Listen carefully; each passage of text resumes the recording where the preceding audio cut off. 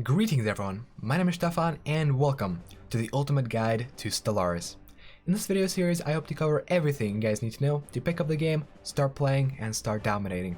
And even if you do know quite a bit about this game already, I really do recommend you check out this entire series because there are quite a few tidbits that I'll be throwing in that even experienced players may find new.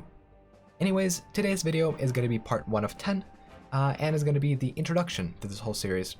First and foremost, let me introduce the game, Stellaris, if you're not familiar with it. Basically what you do in this game is you create an empire, you go out, conquer the galaxy, and enslave everyone. Now alternatively, you can also do this in a more diplomatic manner. There's a new expansion coming out called Federations that actually allows you to federate and become very close to all those Xeno empires. However, that is not the playstyle that I'll be showing off today, and indeed that is not the playstyle that I normally play. So instead, we will focus on conquering and dominance. Today's topic is going to be empire creation, so let's jump right into that. Now, of course, you don't have to go ahead and create your own customized empire. Instead, you can go ahead and select one of the preset empires, such as the United Nations of Earth, Commonwealth of Man, Sin Empire, etc., etc. For the purposes of this video series, I'll be using the Commonwealth of Man. However, I do want to show you guys how to edit this to be optimal and potentially more unique to your playstyle. As you can see here, there are quite a few characteristics to this empire, but the most important ones to cover are traits, origins, and ethics. Everything else is pretty much fluff, but these three things are the ones that will really determine the way you play. You want to be selecting these three things in this order. First origins, then government, then traits.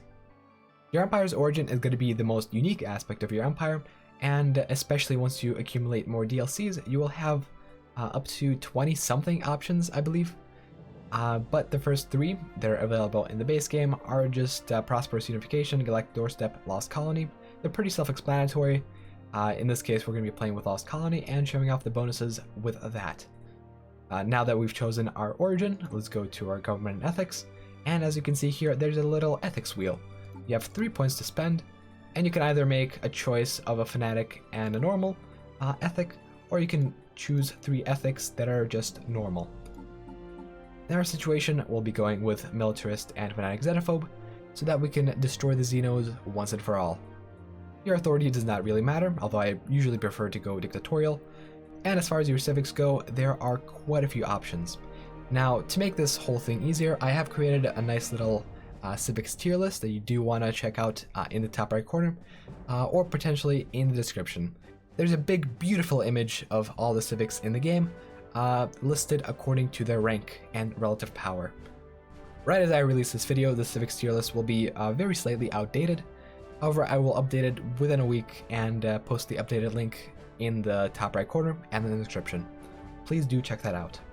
After you have decided on your origin and your ethics and civics, you can go ahead and choose your traits. Traits provide a straight up bonus to your population and are completely up to you. If your empire will focus primarily on minerals and industrial production, you may want to go industrious, or agrarian if you're focused on farms, etc., etc.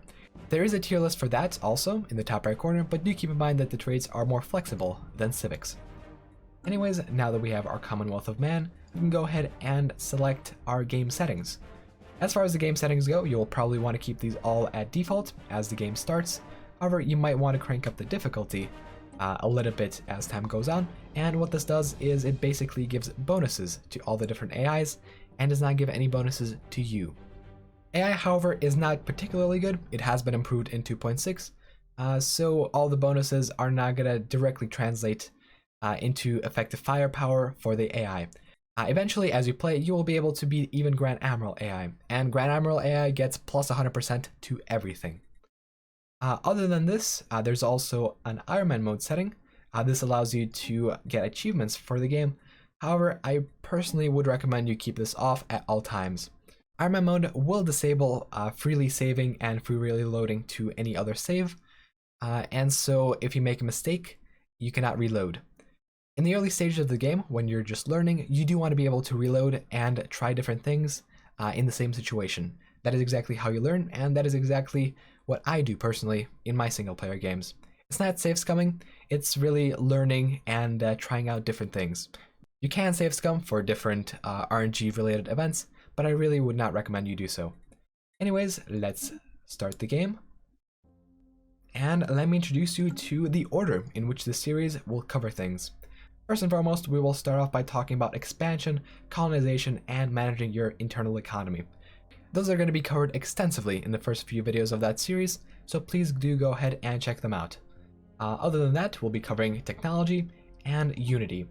And once we're done with that, we'll be able to cover aspects such as the admin cap / empire sprawl thing that is absolutely new to 2.6, and foreign diplomacy, which is going to be divided into peace and war. You can do quite a bit more diplomacy in this update than you were able to do before, but war is of course always going to be the final answer to any problem. So you do want to be able to do war and solve problems that way.